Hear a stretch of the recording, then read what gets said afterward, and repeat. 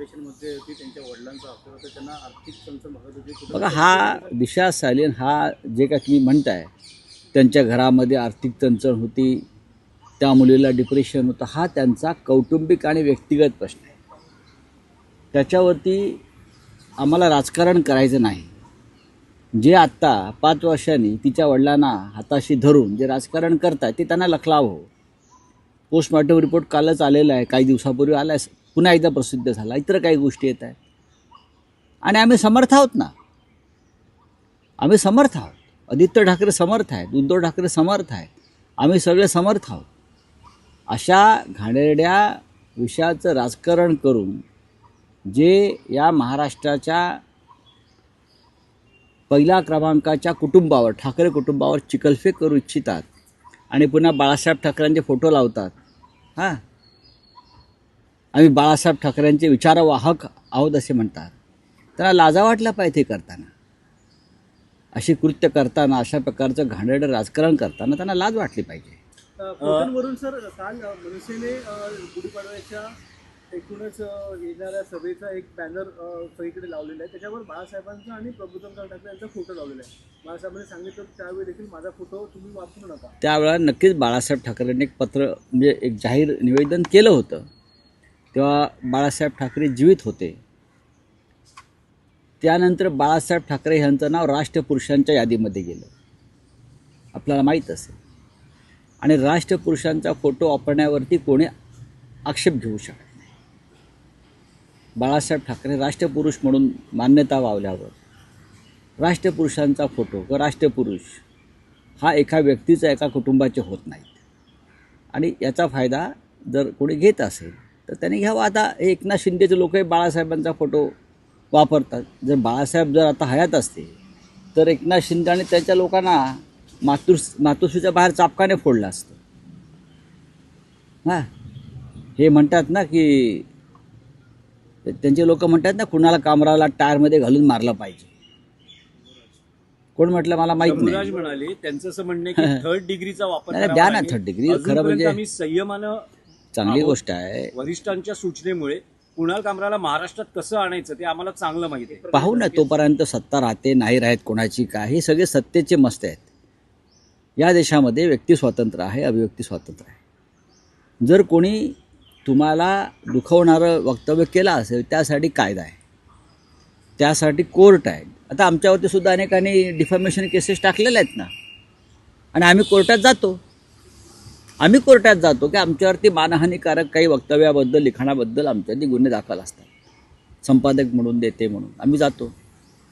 आता जर कोणी थर्ड डिग्री द्यायच्या गोष्टी करत असतील, एखादा मंत्री, याचा अर्थ या महाराष्ट्रात तालेबानी राज्य सुरू आहे. तुम्ही हिंदू राष्ट्र म्हणता पण इस्लामी राष्ट्राप्रमाणे तुम्ही शिक्षा देताय.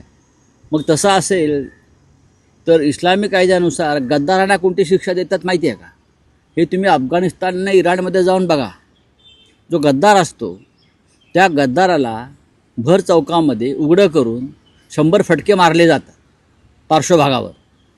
गद्दाराला ही शिक्षा आहे. जर तुम्ही कुणाल कामराला त्या पद्धतीनं शिक्षा देणार असाल तालेबानी पद्धतीनं, तर तालेबानी म्हणजे इस्लामी पद्धतीनं गद्दाराची शिक्षा ही या पद्धतीच्या 100 फटके आणि मग फासावर लटकवायचं. मान्य आहे?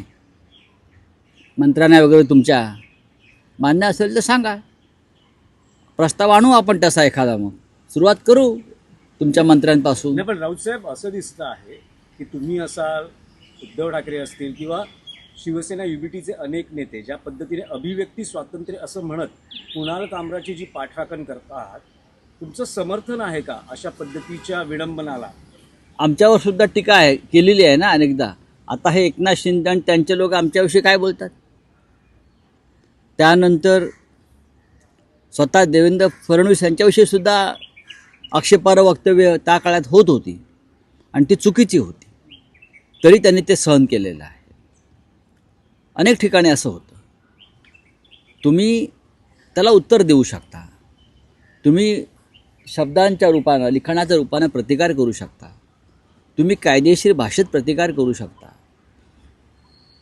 पूर्वायुष्यामध्ये आमच्याकडनं या चुका झालेल्या आहेत, पण आता आम्हाला असं वाटतं की कायद्याचं राज्य जर टिकवायचं असेल महाराष्ट्रामध्ये तर आपण अभिव्यक्ती स्वातंत्र्याचा जो नियम आहे तो पाळला पाहिजे.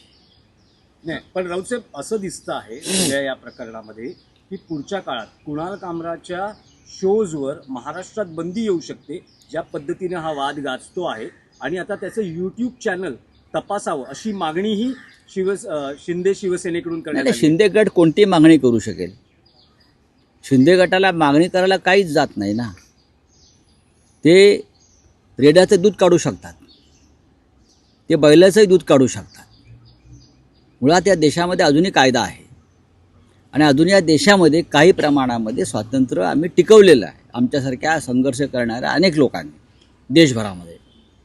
तुमच्यावरती काही टिप्पणी केली म्हणून जर एखाद्याचं चॅनल बंद करायचं, तुमच्यावरती काही टिप्पणी केली म्हणून त्याला काय म्हणतात ते उलटं टांगून टायरला मारायचं.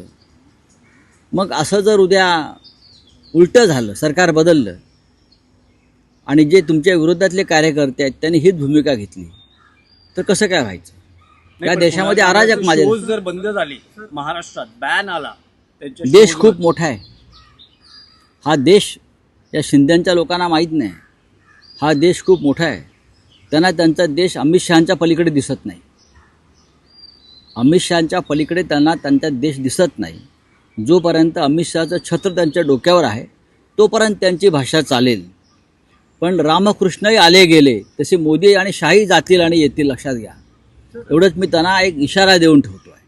तर फडणवीस आणि शिंदे यांच्यामध्ये विस्तव टाकण्याचा प्रयत्न ठाकरे करत आहेत आणि ही दोस्ती तुटायची नाही असा इशारा उदय सामंत यांनी दिलेला आहे आणि यांनी आरोप केलेला आहे की ठाकरे उदय सामंत डाऊटफुल आहेत. सर एक हे नरेश मिस्त्री का पहा, बयान आया है. उदय सामंत आहेत ते शिंद्यांचे पण आहेत आणि फडणवीसांचे पण आहेत. कधी काळी ते ठाकरेंचे होते, कधी काळी ते शरद पवारांचे होते. अशी वक्तव्य व्यापारी पद्धतीचे मंत्री करत असतात. जे उद्योजक मंत्री असतात त्यांना अशी वक्तव्य करावी लागतात आणि त्यांनी करू द्या, चांगली गोष्ट आहे. त्यांना कोणी सांगितलं दोघांमध्ये फार मैत्री आहे म्हणून? त्यांचा गैरसमज आहे. हा त्यांचा अत्यंत मोठा गैरसमज आहे. राऊत साहेब, एक शरद पवारांचं विधान आलेलं आहे.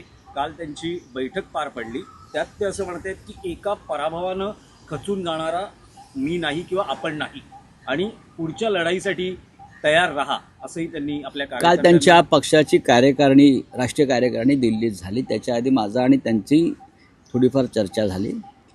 आणि शरद पवार हा एक लढवय्या नेता आहे, आमच्या सगळ्यांचे मार्गदर्शक आहेत. हा पराभव कसा घडवून आणला हे अख्ख्या जगाला ज्ञात आहे. त्याच्यामुळे आम्ही सगळेच एका पराभवानं अजिबात खचून जाणार लोक नाही आहेत. तसं नसतं तर आम्ही समोर उभेच नसतो राहिले.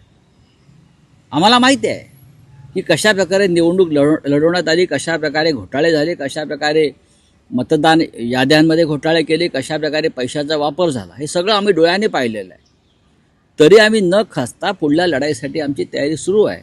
त्याच्यामुळे माननीय शरद पवार साहेब जे बोललेले आहेत ते योग्य बोललेले आहेत. राऊत साहेब, एक आणखी महत्त्वाचा विषय आहे की इंडियन एक्सप्रेस या आघाडीच्या दैनिकानं आज 2025 सालातील सर्वात शक्तिशाली 100 भारतीयांची यादी जाहीर केलेली आहे.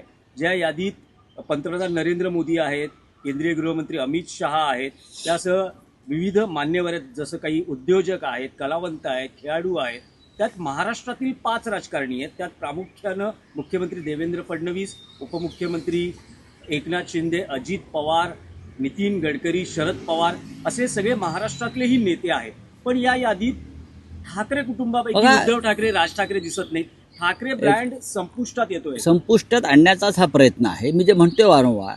आणि एकनाथ शिंदे, देवेंद्र फडणवीस, अजित पवार हे सत्तेवर आहेत म्हणून पॉवरफुल आहेत. एकनाथ शिंदे, देवेंद्र फडणवीस आणि अजित पवार ह्यांची जर नावं, नितीन गडकरी ह्यांची नावं जर कोण घेत असेल याचं कारण ते सत्तेवर आहे.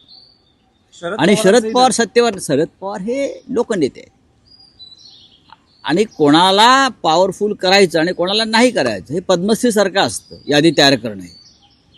त्याच्यामुळे त्याच्याकडे फार गांभीर्याने घेऊ नका. ठाकरे पण इंडियन बघा, एक्सप्रेस सुद्धा हा मोठा ब्रँड आहे. हो, पण ते- आणि करेज जर्नलिझम हो, म्हणून पण बघितलं जातं. आहे ना. पण मला माहिती आहे इंडियन एक्सप्रेस, मी त्या वृत्तपत्रात काम केलेलं आहे. मला माहिती आहे ही यादी कोणी केली आहे, कशी केली आहे, त्यासाठी कोणती मापं लावली हे पाहावं लागेल. आणि असं तुम्ही एका यादीमध्ये पॉवरफुल म्हणून टाकलं मुख्यमंत्री असताना उद्धव ठाकरे पॉवरफुल म्हणून यादीत आले होते ना. राहुल गांधीसुद्धा होते आणि सोनिया गांधीसुद्धा होत्या. हे तुम्हाला माहीत नसेल तर सांगतो, ह्याच यादीमध्ये सत्तेवर असताना गाढवसुद्धा पॉवरफुल असतो. गाढवाला जर खुर्चीवर बसवलं गाढवाला, तर गाढव हे एकदम पॉवरफुल आहे. सध्या काही गाढवं खुर्चीवर बसलेले आहेत, त्याच्यामुळे गाढव पॉवरफुल दिसत आहे तुम्हाला. चौकाते मोदी याबद्दल आपल्याला काय वाटतं? सौगाते मोदी, काल माननीय उद्धव ठाकरे साहेबांनी सांगितलं, ही सौगाते सत्ता आहे, सौगाते पॉलिटिक्स आहे आणि सौगाते मुसलमान लांगुल चालन आहे. हे स्पष्ट आहे. 36 लाख मुस्लिमांसाठी मोदी यांनी आनंदाचा शिदा पाठवलेला आहे. सौगाते मोदी.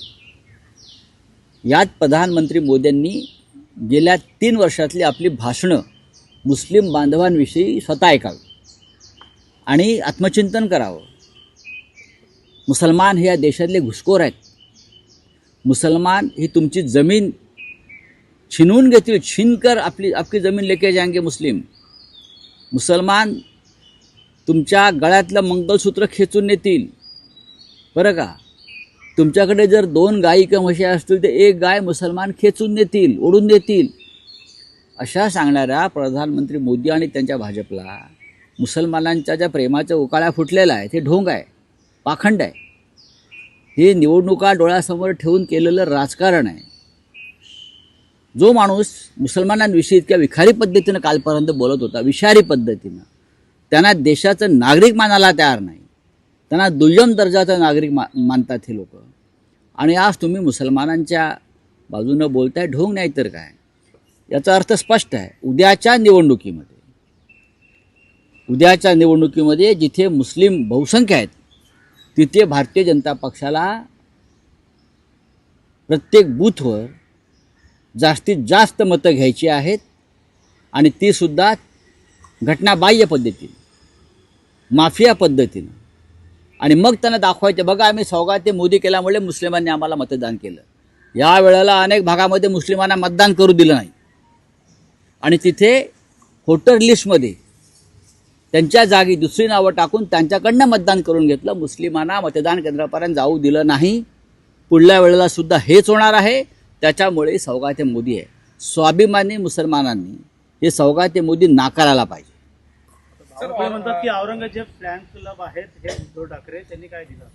मग तुम्ही दिलत ना. आता आम्ही जेव्हा देत होतो मुसलमानांना, करोना काळामध्ये मदत देत होतो, तेव्हा टीका करणारे हेच औरंगजेब फॅन क्लबचे बावनकुळे होते. हो, यांच्या घरामध्ये बघा, बेडरूममध्ये औरंगजेबाचा फोटो असेल, कारण यांना औरंगजेब निवडणूक जिंकून देतो. बावनकुळेच्या घरात औरंगजेब, अफजल खान, शाहिस्ते खानाचे फोटो असणारच, त्याच्या खिशामध्ये पण असेल.